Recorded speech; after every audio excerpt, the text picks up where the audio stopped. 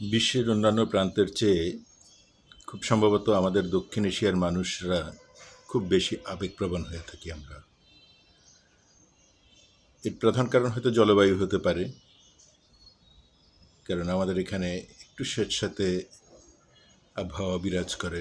বর্ষাটা একটু দীর্ঘমেয়াদী হয়, বন্যা হয়, মাটিটা সবসময় ভেজা ভেজা থাকে।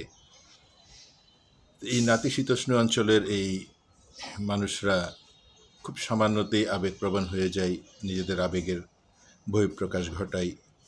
সামান্য প্রাপ্তিতেই অনেক বেশি উচ্ছ্বসিত হয়ে যাই, অশ্রুসিক্ত হয়ে যাই। আবার এটার বিপরীত আরেকটি কারণও হতে পারে, সেটা হচ্ছে না পেতে পেতে, না পাওয়ার যন্ত্রণাটা এত বেশি হওয়ার কারণে সামান্য প্রাপ্তিতেই আমরা অনেক বেশি নিজেদের আবেগ প্রকাশ করে ফেলি। সাফ ফুটবল হয়েছে, অনূর্ধ্ব-20 ফুটবল হয়েছে। মালদ্বীপে টুর্নামেন্টের ফাইনালে বাংলাদেশ ভারতকে হারিয়েছে। এরকম কালেভদ্রে বাংলাদেশ এই দক্ষিণ এশিয়া অঞ্চলের সাফ অঞ্চলে দু একটি টুর্নামেন্টে জয়ী হয়, ধারাবাহিক কিছু নয়। এতে আমরা আনন্দ উদ্বেলিত হয়ে যাই, পুরো জাতি একসাথে মিলে আমরা আনন্দ উদযাপন করি, অশ্রুসিক্ত হই। কিন্তু এবারের এই সাফ অনূর্ধ্ব-20 ফুটবলের একটি বড় বৈশিষ্ট্য হলো, এখানে দুই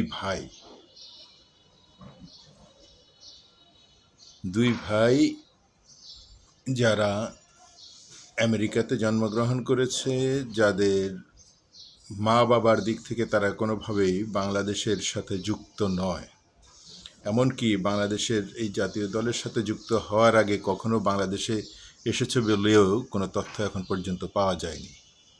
শুধুমাত্র সম্পর্কটি হচ্ছে এই দুই ভাইয়ের, সোলেভান নামে দুই ভাইয়ের নানি হচ্ছে বাংলাদেশি। উনি বহু বছর আগে মার্কিন যুক্তরাষ্ট্রে চলে যান, ওইখানে যে উনি ওনার ক্যারিয়ার প্রতিষ্ঠিত করেন, এবং উনি একজন জার্মান নাগরিককে বিয়ে করেন, যিনি আবার আমেরিকাতে প্রতিষ্ঠিত। অর্থাৎ বাংলাদেশি নারী এবং জার্মান পুরুষের সংসার হচ্ছে আমেরিকাতে। দুজনই পরবর্তীতে আমেরিকান নাগরিকত্ব নিয়ে সেখানে তাদের ক্যারিয়ার তারা সম্মানের সাথে শেষ করেছেন। তাদের ঘরের সন্তানদের থেকে এসেছে এই সোলেভান যমজ দুই ভাই। শুধুমাত্র নানির কাছে তারা ছোটবেলায় থাকতে থাকতে, মা বাবা যেহেতু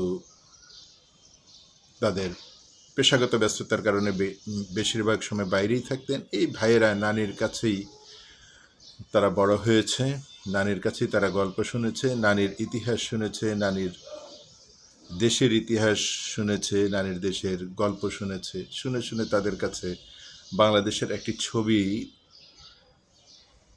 মনের মধ্যে গেঁথে গেছে। বাংলাদেশের লাল সবুজের পতাকাটি তারা চিনেছে, বাংলাদেশের মানচিত্রকে তারা দেখেছে। তারপরে আমেরিকার মতো একটি উন্নত রাষ্ট্রে, যেখানে এর আগে একটি বিশ্বকাপ হয়ে গেছে, আবার এই বছরই সেখানে ফুটবল বিশ্বকাপ অনুষ্ঠিত হবে, এবং আমেরিকায় তাদের আপন বড় ভাই তারা আমেরিকার কোনো একটি প্রাদেশিক দলে তারা ফুটবল খেলছে, প্রতিষ্ঠিত খেলোয়াড় তারা। এটা বলে রাখা ভালো, আমেরিকার যে কোনো প্রাদেশিক তো বটেই, যে কোনো জেলা ফুটবল দলও আমাদের চেয়ে অনেক বেশি সুযোগ সুবিধা ভোগ করে। অর্থনৈতিক কারণে তাদের সেই সুযোগ সুবিধাগুলো তারা বেশি পায়। আমাদের দেশের অর্থনীতি তেমন গতিশীল নয়, এবং আমাদের ফুটবলও আগের সেই আগের সে আনন্দের জায়গাটিতে নেই, আগের যেই উচ্ছ্বাসের জায়গা সেটি ছিল না, কারণ ফুটবল বহুদিন ধরে মানুষের হৃদয়ে রক্তক্ষরণ ঘটাচ্ছিল, ভালো কোনো খবর আসছিল না।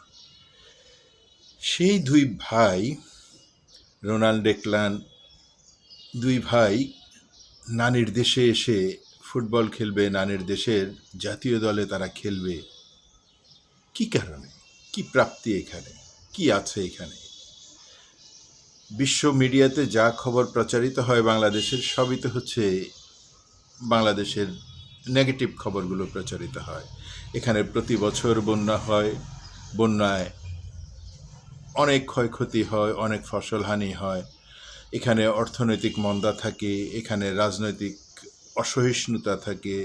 বেশিরভাগ সময় রাজনৈতিক দলগুলো তাদের কর্মকাণ্ড নিয়ে রাজপথেই ব্যস্ত থাকে। তার মানে এখানে স্থিতিশীলতা খুব কম।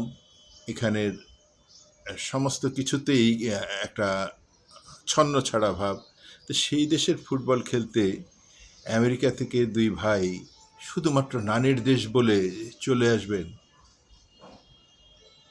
পশ্চিমা মানুষরা তো সাধারণত এতটা আবেগপ্রবণ হয় না। সেটা নানির দেশ হতে পারে, একবার আমরা নানির দেশে যেয়ে ঘুরে আসবো, নানির দেশের মানুষের সাথে যে আনন্দ করে আসবো, এরকম হতে পারে। কিন্তু নানির দেশের জাতীয় দলে ফুটবল খেলবেন, এবং তাদের খেলাও সাদামাটা খেলা নয়, একেবারে একজন পেশাদার খেলোয়াড়ের যতটা গুণ থাকা দরকার, প্রতিভা থাকা দরকার, তার সবটাই আছে তাদের দুই ভাইয়ের ভেতরে। যতটুকু খেলা দেখে আমার মতো একজন সাধারণ দর্শক যতটুকু বুঝতে পারলাম, তারা অত্যন্ত প্রতিভাবান খেলোয়াড়।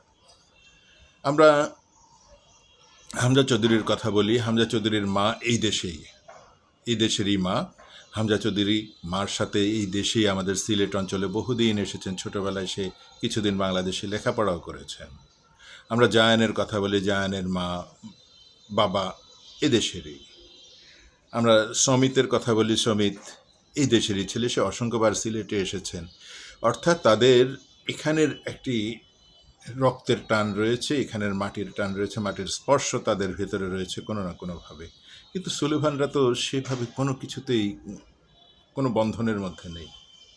তাহলে কি করে সমস্ত সুযোগ সুবিধা ফেলে পশ্চিমা দুনিয়ার সেই বিলাসবহুল জীবনযাপন ছেড়ে বাংলাদেশে আসলে তারা আসলে কি পাবে?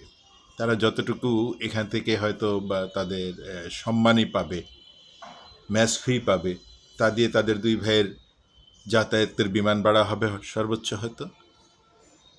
তারপরও কি এক দেশ, কি এক মোহ, কি এক মায়া এখানের এই হতদরিদ্র মানুষগুলোর ভিতরে, তারা কি খুঁজে পেয়েছে। সেই দুই ভাই খেললেন বাংলাদেশের অনূর্ধ্ব-20 জাতীয় দলে, তাদের সমস্ত প্রতিভা ঢেলে দিয়ে দলকেও তারা জিতিয়ে আনলেন। আবারও বাংলাদেশ অনূর্ধ্ব-20 সাব চ্যাম্পিয়ন হয়েছে। এভাবেই বোধহয় এই দরিদ্র দেশটি ভালোবাসা দিয়েই সবাইকে সমৃদ্ধ করে, ভালোবাসা দিয়ে সবাইকে কাছে টানে, ভালোবাসার বন্ধনেই সবাইকে আগলে রাখে। এভাবে পৃথিবীর আরও নানা প্রান্তে যেই বাংলাদেশি বংশোদ্ভূত মানুষরা আছেন, এভাবেই ফিরে আসবেন দেশে, দেশকে সমৃদ্ধ করবেন, দেশের উন্নয়নে অবদান রাখবেন নিশ্চয়ই করে।